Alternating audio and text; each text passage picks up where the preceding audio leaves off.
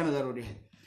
साथियों, अभी पिछले संडे को बीजेपी आईटी सेल के जो तनखैया कीड़े हैं, उन्होंने एक ट्रेंड चलाया, उस पे ट्विटर पे एक ट्रेंड कराया, अहीर रेजिमेंट हक है हमारा, ये करके उन्होंने ट्रेंड चलाया।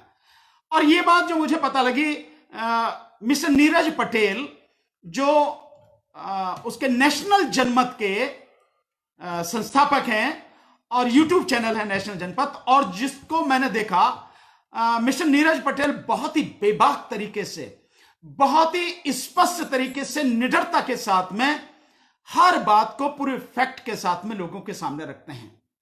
तो पहले तो मैं नीरज पटेल साहब को आप अपनी तरफ से और राष्ट्रीय जनहित संघर्ष पार्टी की तरफ से दिल से धन्यवाद देता हूं कि उन्होंने जिस तरह से मुहिम चलाई है और SC ST OBC को इकट्ठा करने के लिए वो लगातार जो काम कर रहे हैं, उनके लिए सैल्यूट, उनके लिए दिल से धन्यवाद। यही मुझे एक चीज याद आ गई, कहीं वो फिर मैं भूल ना जाऊं, वो भी मैं अभी आपको बता देना चाहता हूं। साथियों, हमारे बौद्ध समाज के बड़े मजबूत 2 प्रचारक दिल्ली से रहे हैं, पूरी दुनिया में जिनको लोग जानते हैं, श्रद्धेय शांति स्वरूप बौद्ध साहब, पीछे उनका देहांत हो गया, उनका निधन हो गया। और दूसरे शादरा के रामनगर में रहने वाले, शादरा दिल्ली के रामनगर में रहने वाले श्री रामपाल गौतम साहब, उनका भी निधन हो गया। दोनों ही बौद्ध समाज के लिए काम करने वाले, बौद्ध विचारधारा को प्रचारित करने वाले, लगातार देश में काम करने वाले ऐसे साथी आज हमारे बीच नहीं हैं। तो उनको मेरी तरफ से और राष्ट्रीय जनहित संघर्ष पार्टी की तरफ से भावभीनी श्रद्धांजलि। साथियों, अब मैं आता हूं साथियों, जो नीरज पटेल जी ने बात कही थी, नीरज पटेल जी ने बहुत तरीके से समझाया कि जो ये ट्रेंड है, ये किसने चलाया? क्या ये अहीरों ने चलाया, यादवों ने चलाया क्या, या इसके पीछे कोई और है? तो उन्होंने बड़ी रिसर्च करके उन्होंने बताया, जब वो घुसे उसमें तो उन्होंने देखा कि वो यादवों का ट्रेंड नहीं था, वो अहीरों ने नहीं चलाया था, वो बीजेपी आईटी सेल ने चलाया था। और जिसमें पांडे, मिश्रा और आपके जो कितने ही मतलब जो ब्राह्मण समाज के जो लोग हैं, जो आईटी सेल के उनके तनखैया कीड़े हैं, उनकी तरफ से वो चलाया गया ट्रेंड था। उसमें कुछ राजपूत भी, और उसके बाद में उसमें बीजेपी के आईटी सेल से जुड़े हुए कई जो अहीर समाज के, यादव समाज के जो लोग हैं, वो भी उसमें शामिल हुए। और इसके अलावा भी कुछ और जो लोग जो जाति के नाम से जुड़ जाते हैं, वो भी उसमें यादव समाज के लोग शामिल हो गए। तो नीरज पटेल जी ने बहुत तरीके से समझाया कि भाई अगर ये ट्रेंड करना है तो ये ट्रेंड अहीर जो आपकी रेजिमेंट हो, ये इस समय पर ट्रेंड कैसे कराएगा? क्योंकि अहीर तो करा नहीं सकते, यादव तो करा नहीं सकते, उनकी इतनी बड़ी ताकत नहीं है जो ये ट्रेंड करा सके, तो कौन करेगा? देख के पता लगा कि उसके पीछे वही बीजेपी। तो ऐसे समय में क्यों कराया गया? ऐसे समय में क्यों कराया गया? जिस समय हालात बुरे हैं, वो इसलिए कराया गया, नंबर 1, जहां तक मैं समझता हूं, क्योंकि बीजेपी ऑलरेडी बिहार में चुनाव प्रचार शुरू कर चुकी है, बिहार के चुनाव में पूरी तरह से घुस चुकी है, लग चुकी है। और वो अमित शाह की 72,000 LED वाली जो उसकी वर्चुअल जो रैली थी, उससे आपको पता है, जिसमें लगभग 150 करोड़ रुपया खर्च किया गया। और बिहार में यादव समाज की संख्या बहुत बड़ी है, यादव समाज एक निर्णायक फैक्टर है। तो उस यादव समाज को टारगेट करके, और उस यादव समाज को टारगेट करके जो बहुजन की, SC ST OBC की और माइनॉरिटी की जो एक इकट्ठा ताकत हो रही है, जो लगातार ये इकट्ठे हो रहे हैं, उस ताकत को बिखेरने के लिए, उस ताकत को तोड़ने के लिए ये सारे काम किए गए। और ऐसे ही समय में क्यों किए गए? एक और कारण, जिस समय देश पूरी तरह से कोरोना महामारी की भयानक चपेट में है। और इसका अंदाजा आप इसी तरह से लगा सकते हैं साथियों, अभी 3 दिन पहले स्वराज एक्सप्रेस पे जो एक डिबेट चल रही थी, उस डिबेट में डॉक्टर के अग्रवाल हैं, बहुत ही रिनाउंड डॉक्टर हैं, बहुत मशहूर डॉक्टर हैं, उन्होंने ये कहा कि कोरोना महामारी का, कोरोना बीमारी का कम्युनिटी स्प्रेड हो चुका है, कम्युनिटी ट्रांसमिशन हो चुका है। और इस समय अगर देखा जाए तो दिल्ली की कम से कम 25 से 20 से 30% आबादी जो है, उसकी चपेट में हैं। और 20 से 30% आबादी का मतलब यह है कि दिल्ली की आबादी 2 करोड़ है, तो तकरीबन 50 से 60 लाख लोग ऑलरेडी दिल्ली में कोरोना से प्रभावित हैं। और यह इस बात से भी समझा जा सकता है कि जब सरकार टेस्ट नहीं कर रही है, टेस्ट से दूर भाग रही है, उस सब के बावजूद भी अब हर दिन 2000 से ज्यादा जो कोरोना पॉजिटिव निकल रहे हैं। इसको और एक उदाहरण से समझा जा सकता है कि जब गुजरात हाई कोर्ट ने इसका संज्ञान लिया, अहमदाबाद का जो सिविल हॉस्पिटल है उसके विषय में एक डॉक्टर ने जो अपनी रिपोर्ट भेजी सीक्रेटली, और उसके बाद जो गवर्नमेंट को नोटिस दिया, और गुजरात गवर्नमेंट की तरफ से एक IAS ऑफिसर जो प्रिंसिपल सेक्रेटरी हैं शायद, उन्होंने आके कहा कि अगर हम सारे टेस्ट कर लेंगे तो 70% लोग संक्रमित पाए जाएंगे कोरोना से। तो अब आप इस बात का अंदाजा लगा सकते हैं कि कितनी भयानक स्थिति इस समय कोरोना की है उस समय। और एक और चीज आप देखिए कि अभी एक बड़ी जबरदस्त न्यूज है 4-5 दिन से कि दिल्ली के जो MCD के ऑफिस है, और दिल्ली की MCD पर कब्जा किसका है? बीजेपी का कब्जा है दिल्ली की MCD पर। और उस MCD में हिंदुराव हॉस्पिटल है, कस्तूरबा गांधी हॉस्पिटल है। डॉक्टर्स को पिछले 3 महीने से लेकर 5 महीने तक की डॉक्टर्स को, नर्सेस को, पैरामेडिकल स्टाफ को, सुरक्षा कर्मियों को, किसी को भी तनख्वाह नहीं मिली है। वो बिना तनख्वाह के काम कर रहे हैं, और हर हॉस्पिटल में डॉक्टर्स, नर्स और सफाई कर्मी जो हैं संक्रमित हो रहे हैं। तो आप उनके परिवार की सोचिए कि एक तो पैसा नहीं है, दूसरा परिवार के संक्रमित होने का खतरा है। उन हालात में जिस समय सबसे ज्यादा लड़ना चाहिए कोरोना महामारी से, उस समय अहीर रेजिमेंट को ट्रेंड कराया जा रहा है ट्विटर पे। 4 लाख से ज्यादा हो गए, यूं इसे 5 लाख करना है।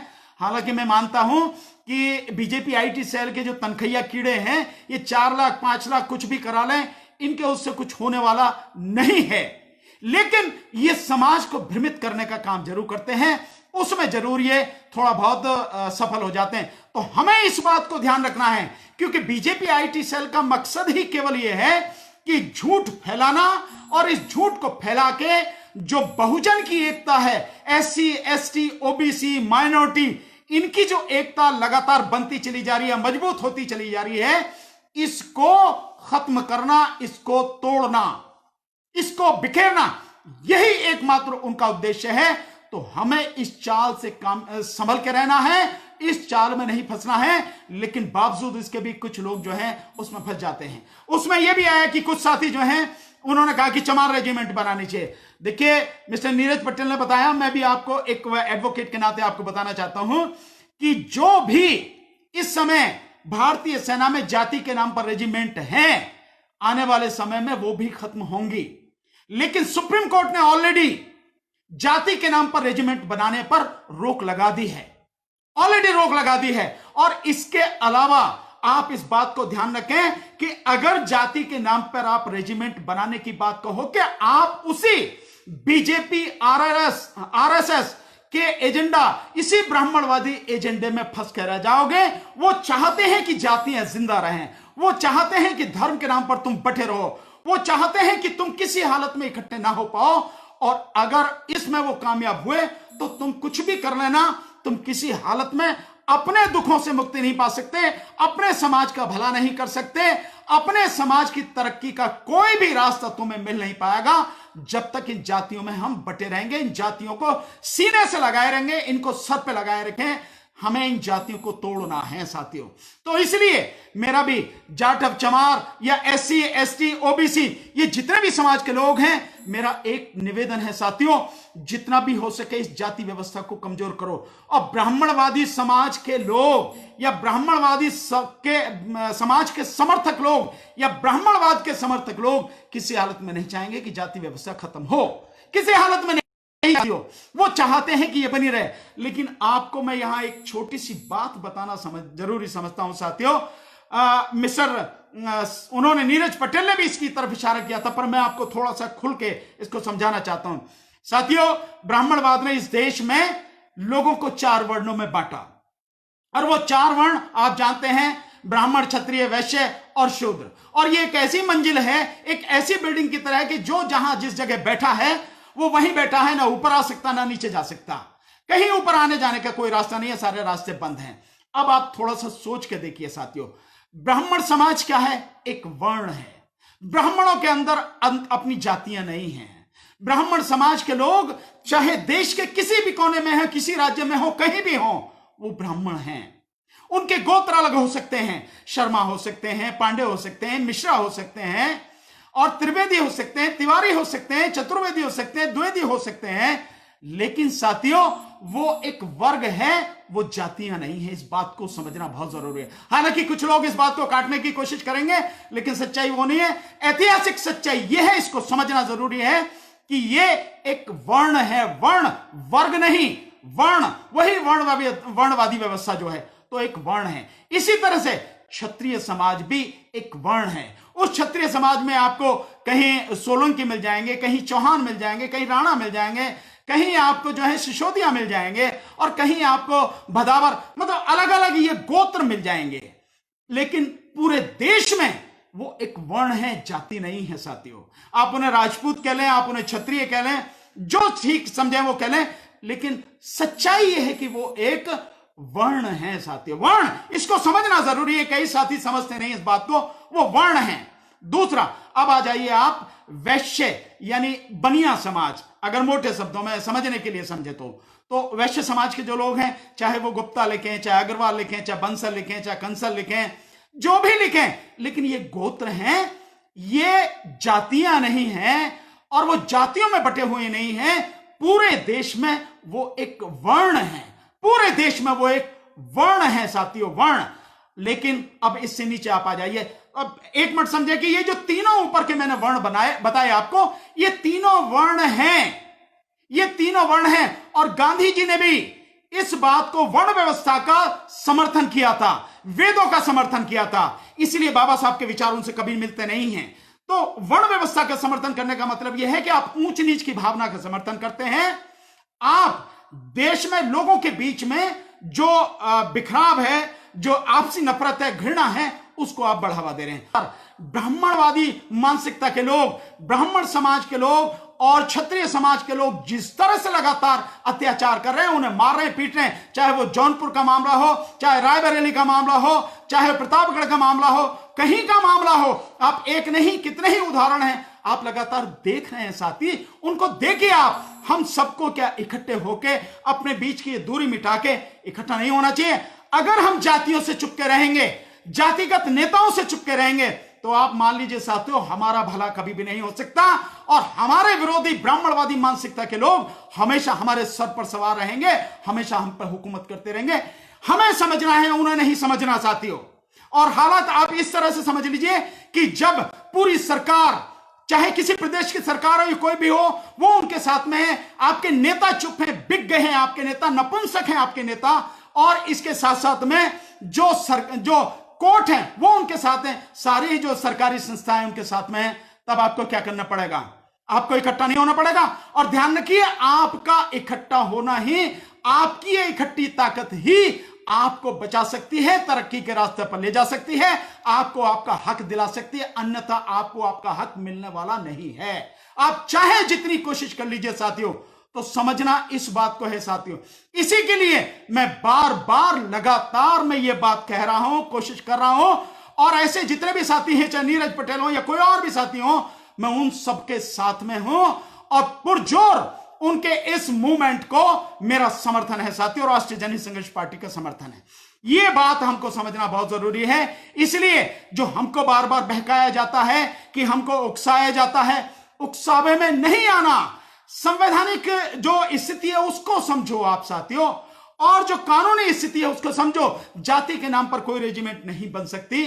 तो यह सब कुछ जाल में फंसाने की चाल है। आप जाल में फंस जाएंगे, आप बिखर जाएंगे, बर्बाद हो जाएंगे। जाल में नहीं फंसना। और दूसरी बात साथियों, अब एक बात जो अभी रिजर्वेशन की चल रही है, देखिए मैंने एक बात आपको बहुत पहले भी कही थी, रिजर्वेशन के विषय में बहुत डिटेल में मैंने बताया था, आज फिर आपको मैं बताने की कोशिश करता हूं साथियों। अभी सुप्रीम कोर्ट का एक जजमेंट आया है। मेरे पास किसी अखबार की कटिंग मेरे किसी साथी ने मेरे फेसबुक अकाउंट पर भेजी है। मैंने उसमें देखा है कि सुप्रीम कोर्ट का यह कहना है कि आरक्षण मौलिक अधिकार नहीं है।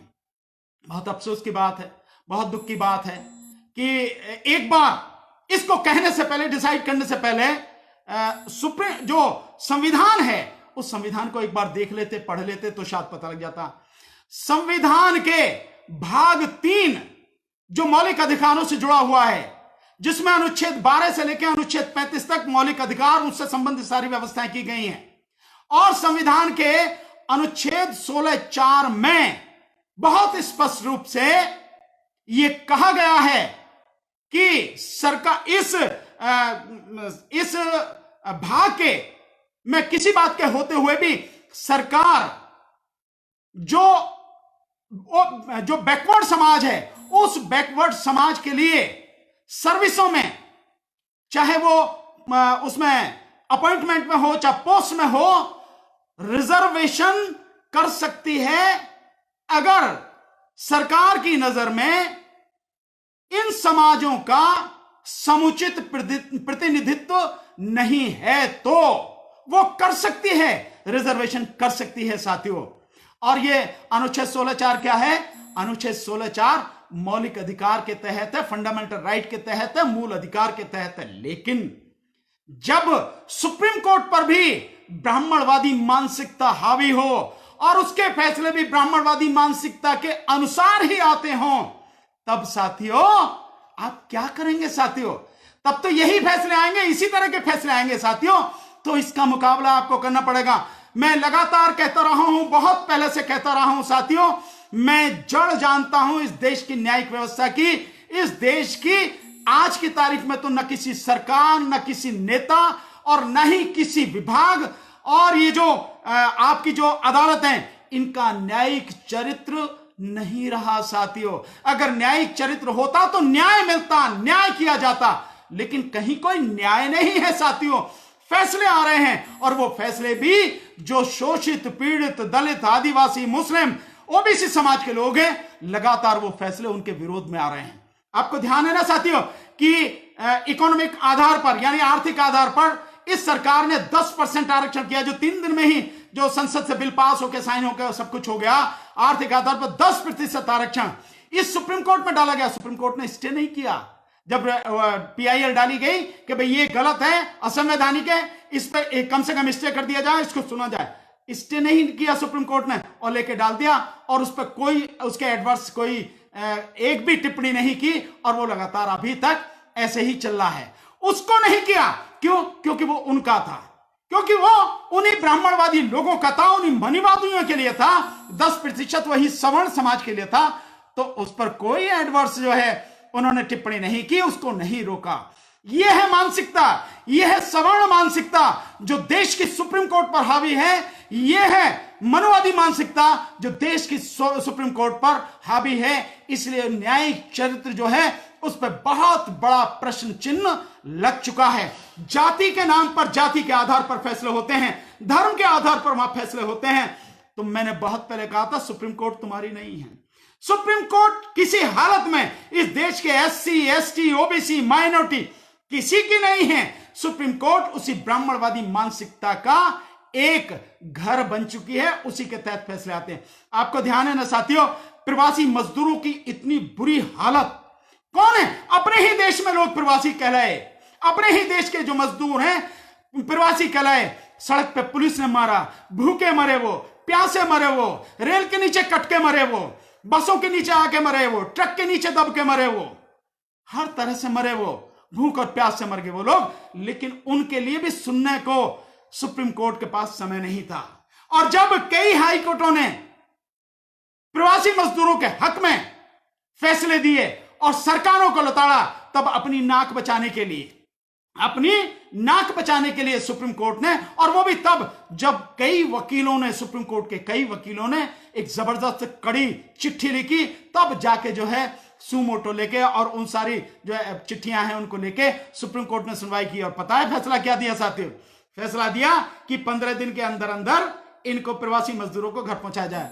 अब क्या पहुंचाओगे? वो तो पहुंच गए, ऑलरेडी पहुंच चुके हैं, तो उन्हें क्या पहुंचाना? तो ये सुप्रीम कोर्ट है आज की। और इस सुप्रीम कोर्ट से आप उम्मीद करते हो कि जो न्याय की बात करेगी, गरीबों के, शोषितों, पीड़ितों के हक में बात करेगी, फैसला करेगी? किसी कीमत पर नहीं करेगी साथियों। इस चीज को समझना जरूरी है। इसलिए मैंने कहा आपको, जब सरकारें खत्म हो चुकी हैं, गरीबों के लिए, मजदूरों के लिए, शोषितों, पीड़ितों, दलितों, आदिवासियों, ओबीसी और माइनॉरिटी के लिए। जब नेता आपके खत्म हो चुके हैं, जिस पार्टी में उस पार्टी के बंधुआ मजदूर बन चुके हैं, पूरी तरह से नपुंसक हो चुके हैं, आपकी आवाज नहीं उठाते, इतने भयानक संकट में कोई नेता किसी पार्टी का दिखाई नहीं दिया। केवल अपनी जाति की या जो मतलब एससी एसटी की, ओबीसी की बात नहीं मैं कर रहा, किसी भी जो संप्रदाय का जो व्यक्ति है वो इस कोरोना काल में कहीं दिखाई दिया? नहीं दिखाई दिया। तो जब नेता पूरी तरह से खत्म हो चुके, सारी जो है सरकारी संस्थाएं पूरी तरह से खत्म हो चुकी, कोई संस्था सुनने को तैयार नहीं है, कोई न्याय के हित में बात करने को तैयार नहीं है, किसी का न्यायिक चरित्र बचा ही नहीं है, सब अन्याय करने पर तुले हुए हैं। और जब अदालत भी इसी श्रृंखला में शामिल हो गई हैं, तब आपके पास चारा क्या है? मैं आपसे जानना चाहता हूं। मैं तो जानता हूं कि रास्ता क्या है, चारा क्या है। तब आपके पास केवल एक ही रास्ता, जब चारों तरफ से आप घिर चुके हैं, जब चारों तरफ से गंदगी ही गंदगी है, गंदी गंद फैली है, जब चारों तरफ से सारे रास्ते बंद हो चुके हैं, तो क्या रास्ता है साथियों? एक ही रास्ता है, वो है जन आंदोलन। और मैं आपसे कहना चाहूंगा, रिजर्वेशन की मांग मत करो साथियों। इस सत्ता को अपने हाथ में लो, सत्ता को अपने हाथ में लेको।